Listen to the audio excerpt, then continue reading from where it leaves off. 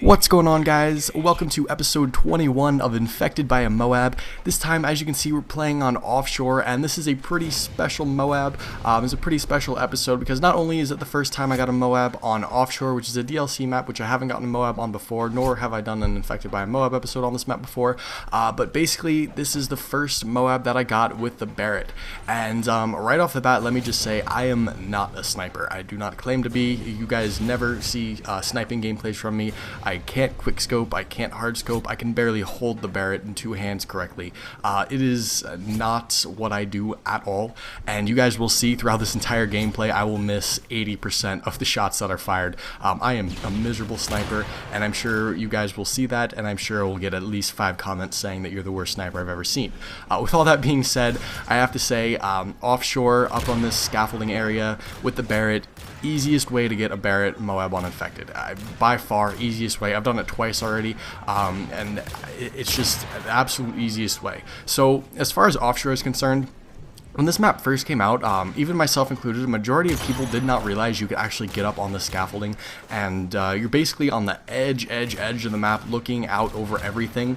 And in Infected, this is the spot. There's one other spot basically across the map that's kind of okay, but I haven't seen too many people do that well. Basically, this is the spot that I would use. This is a spot that a majority of people would use, especially with the Barrett. This is the best spot. You want to kind of lay down on this right side, basically on the flat part, the very edge. You want to be as far back as you possibly can be. You'll kind of see as the game progresses, I kind of start scooching my way back farther and farther. This is just, in my opinion, the best way to approach this. A lot of people like to kind of go on the edge where that Loach Pod, whatever the hell that guy's name is. A lot of people like to stay on the edges or try to creep their way towards where the Infected are, and 9 times out of 10 you're gonna get throwing knifed, probably 10-12 kills in. So I would recommend, as you can see, I'm kind of scooching farther and farther back there, but stay on the right side. The left side is okay, but the right side, for me at least, seems to have a little bit better view of everything, and just kind of work your way through the kills. It was really amazing. For some reason, the Infected in this particular game were not able to get to us at all, and we ended up outlasting them all the way until the very end, which is kind of awesome. And I wasn't the only person to get a MOAB in this game, so it's not just me who is able to do this. Many people are able to do this, and the Infected in this particular game were not good at all, but the Infected have a very difficult time of trying to get up the scaffolding. I have to say that unless all of the Infected in the lobby go at once, or you gradually put your tactical insertions closer and closer and closer, it's very difficult for one person to get by, especially if there's 2 or 3 people up here. I think right now I want to say there's at least 4 or 5 people around me.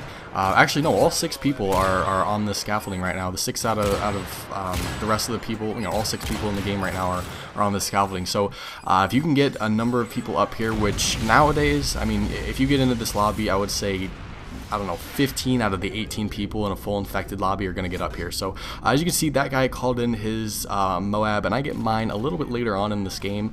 I'm sure you guys have noticed by now I'm missing a lot of shots, and right now I'm kind of being a little bit more conservative with my shots. I got my specialist bonus, so I have all the perks. I'm able to see everyone's name, and I look out onto the distance, and see basically where everyone's at. But I'm starting to be a little bit more conservative now, because when you're up here, you run out of ammo fairly quickly, and there's not really a good way to get back down and try to get ammo. For the most part, once you're up here, you're pretty much going to be up here the rest of the game, either until the game ends or until you die. And you see right about here, just a side note, that Bouncing Betty, I think was either mine or someone else's. If you have a Claymore C4 Bouncing Betty, put it about halfway up the scaffolding, halfway up the ramp. That seems to work best, because if you put it down low, there's really no point, because it'll basically get blown off within the first minute or so of the game. If you put it about halfway up, it gives you kind of an alert system, kind of a little bit of protection, and it helps quite a bit. So as you can see, 30 seconds left in the game. There's still 5 of us up here. Now we're down to 4, and I think I get my MOAB in just about now. There it is. So I finally get my MOAB. I do get a chance to call it in, like I said, and we basically hold them them down the rest of the game. This is actually one of the highest scoring infected games that I've played. I think I got about 40-ish kills. Someone else got like 50-something kills. So Offshore is a great map to play infected on. Definitely one of my favorites. I don't usually play Offshore even in TDM or anything like that, but Offshore is kind of has a special place in my heart because it's really one of the easiest maps to get an infected MOAB on. If you kind of lay down up here and be a campy little douche like I am and just kind of go for the kills. So hopefully you guys enjoyed. Hit that thumbs up button if you did. Also hit that subscribe button for future Call of Duty videos. Infected by a MOAB episodes every single Friday. Like I said, hopefully you guys enjoyed, and I'll see you later.